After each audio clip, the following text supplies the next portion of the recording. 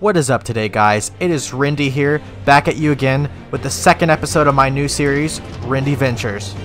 In this series, we will be taking what seems like impossible achievements and turning them possible, all done through unorthodox methods, techniques, and sometimes even exploits. This will be done through very descriptive means, so anyone at any level of gameplay can understand exactly what I am talking about. I love doing new things in the game, which are usually totally unheard of. And you may have already known me from the past, where I tended to do things that people thought were completely unexplainable.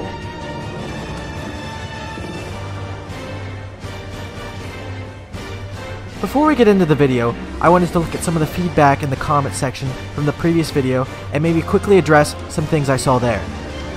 As well, this video will be very descriptive, so if you do make it to the end of the video and you enjoyed the content, please give me a like, maybe even a subscribe, or even a follow on my Twitch channel, which can be found at twitch.tv/RendiTheGreat. Thank you. So before we get into the context of the video, I just wanted to say thank you so much for all the feedback and the likes and the comments and everything.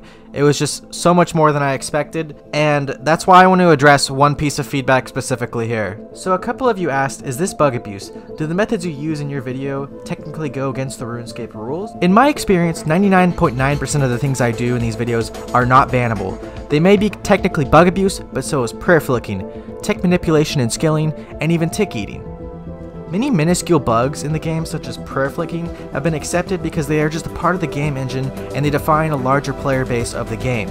Typically, the community is what accepts or rejects a bug, and if they want to make it part of the game itself. And even some JMods on their personal accounts will use obvious minuscule bugs such as tick eating and prayer flicking, and it's totally acceptable.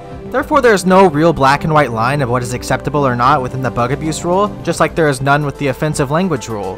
But you can typically tell if something is going to be bannable, if it is extremely game-breaking, or even ruins the entire RuneScape economy, such as duplicating items. So that is why I thought this feedback would be extremely important to address, but let's go ahead and get into the video, shall we?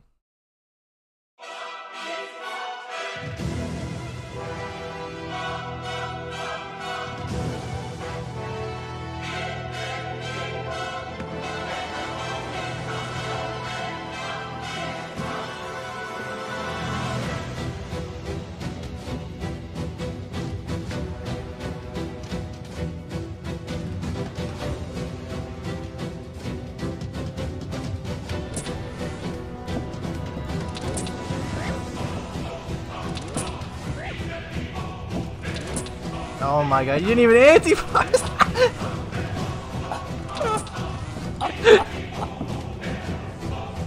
Alright, I've got this thing stuck.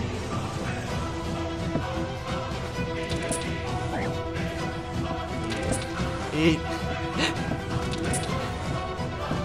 Eat. Let me fucking move, okay? Dude, you better have sipped an anti-poison this time, I swear to god.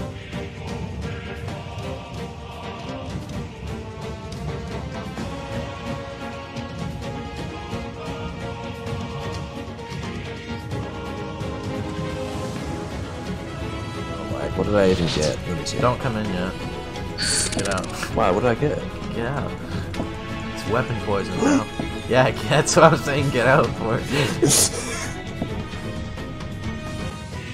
As you can see from these first few clips here, this method obviously, once again, requires that of an alternate account. Many low-level methods these days, depending on the boss, will usually require an alternate account.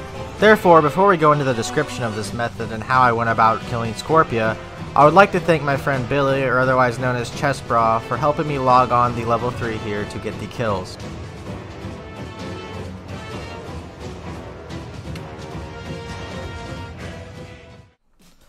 So many of you are maybe asking at this point, why Scorpia? Why not other bosses? Well, Scorpia had always intrigued me. In fact, at first, to be honest, Scorpia just intrigued me because the pet just looked so badass. I mean, who doesn't want a giant scorpion following them around? But then if you actually look at the stats on Wiki, you'll know exactly why this boss is viable on a level 3. That's right, this boss has no magic defense bonus, and that means even on a level 3, using a spell such as Airstrike with 1 magic, you still have a very high likelihood of hitting on this NPC. That's not all. This boss is also not immune to venom, unlike the majority of other bosses in the entire game. So what exactly does that mean? Well, it means that we're going to use the exact method that we used in the previous video with venom regarding neutral damage. We covered neutral damage in the last video, where I will link a specific time in the description of this video so you guys can check it out.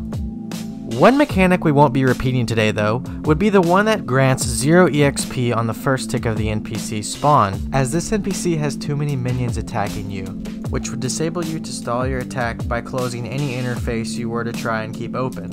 So now we know in order to kill Scorpia, a Venom ult would be preferred along with Airstrike on a level 3.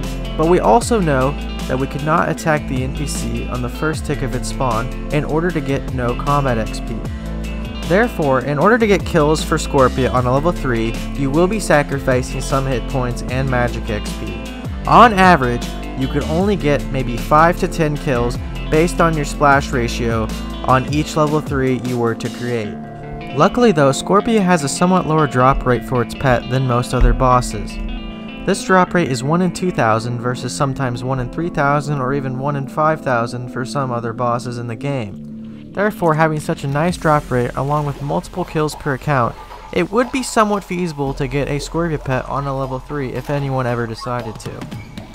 This means if you were to get the average pet chance along with the average amount of kills per account before that account is failed, this would take you around 300 accounts, 1.1 bill in bonds, and around 450 total hours with the current method I have. Although that sounds insane, to be the only level 3 in the game with the current boss pet, along with it being a Scorpia pet, would be well worth the trouble in my opinion.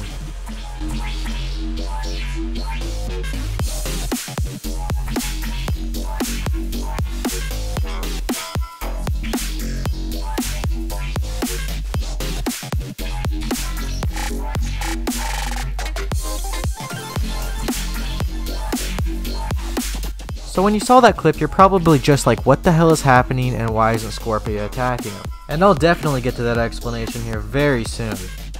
But what made me resort to this in the first place was basically I noticed if I sit in the corner, even switching prayers between Scorpia and his minions, it seems like my prayer, my supplies, my food, my everything gets drained so fast, and then I have to run to a bank. Scorpia actually massively drains your prayer every time he attacks you, even if you're protecting against him. So your supplies go down really quickly, and the closest bank to Scorpia is very far away. This makes this method here almost allow for twice as many kills per hour. So I thought to myself, what could make me last here as long as possible on this alt account in a room with no safe spots? Why don't we just make our own safe spot? A couple years ago, Wooks came out with a video titled Corpse Solo with Potatoes. In this video, he basically uses the red click of the door in order to act as somewhat of a stall in order for the NPC to not be able to attack him. Therefore, I believe Wooks is the one who actually founded this mechanic. No doubt the man is a genius. In the game, red clicks have a much higher priority than that of yellow clicks. This is because Jagex deemed game actions as very important. So important that if you red click an item while standing inside of an NPC's body, it won't be able to prioritize attacking your player. But this only works if your player last attacked that NPC, therefore it can't work on multiple NPCs at the same time, and you have to remember which NPC you specifically attacked last. Therefore, there's very few useful instances where this mechanic should be used. Not to mention, you have to keep a steady red click for every game tick that occurs in the game, so you have to be clicking at a consistent speed of 0.6 seconds.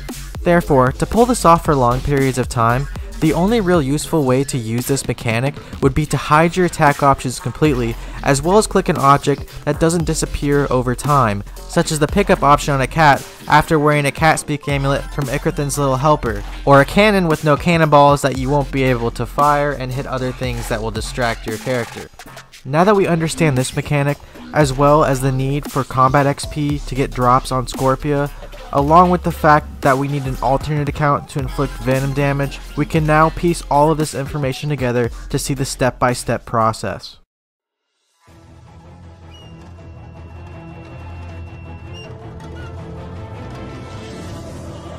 To get started, I will need access to an alt venom main, which has access once again to a toxic trident or toxic staff of the dead, along with a serpentine helm.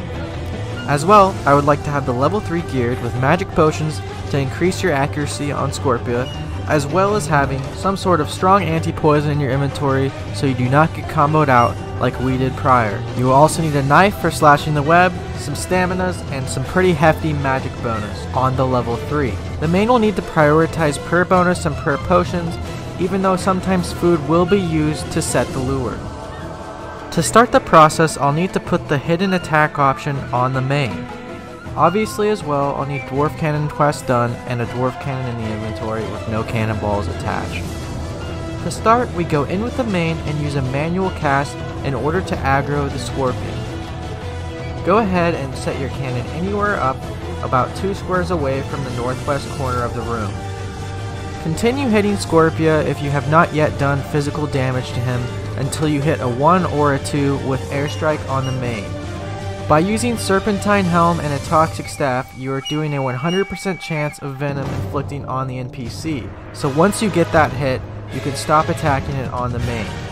Make sure you do not leave the room after you venom Scorpia, as the venom is area based, and if you leave the room, the NPC will be bugged and somewhat immune to venom for a long period of time. If you accidentally do this, just hop worlds and try again. Once your cannon is set up, you venom Scorpia, and the first tick of venom has hit the NPC, you may now come in on your level 3. As well, make sure you sip an anti-poison prior to entry on the level 3. You want to try and get in there and do damage as soon as you see the first venom tick applied to Scorpia. This is because if you wait too late and Scorpia gets under half HP before you do your attack, any attack other than neutral damage will summon his healers, similar to the same mechanics seen in Jad healers. When the level 3 comes in, make sure the main has gone outside of Scorpia's body and is not performing the one-tick right-click action. This is the part of the process where the main will need a small amount of food as you're switching between Protect Melee and Protect Range while the level 3 enters the cave. If the main is still producing the right-click action while the level 3 enters the cave and attacks the NPC will aggro the level 3, so this is something you do not want to do. Have the level 3 try and match the max hit that the main performed on Scorpia, which would have been a 1 or a 2 with Wind Strike. Typically the person who does the most damage on the NPC will get the drop, but if you tie for damage and hit a 2 the same as the main, the account that has hit the last 2, otherwise known as a level 3, will be the one to get the drop. If you start getting hit by the Scorpion minions, just make sure you eat as much as possible, as these can very easily out-hit your HP. Once you match the main's initial damage, you are now able to leave the cave on the level 3. In order to conserve supplies and time on the main, you may now go back inside Scorpia's body with range protect on, while mass clicking the fire button on the cannon. On the level 3, you can just sit outside of the cave or practically anywhere and wait for your pet chance, as the drop will be yours and pets are not area based, as we can see in previous videos. From here you can rinse and repeat and do this process about 5 to 10 times based on your magic level when it hits level 3, and your combat level in turn will be level 4. And that's it. That's how we got the Scorpia kill on a level 3, and not just one, many. Thank you guys so much for sticking around till the end of the video. If you made it this far and you enjoyed the video, once again I would love it if you subscribed or maybe shared the video or even just gave me some feedback. It's all appreciated guys, and we'll definitely go on another adventure soon. See you then.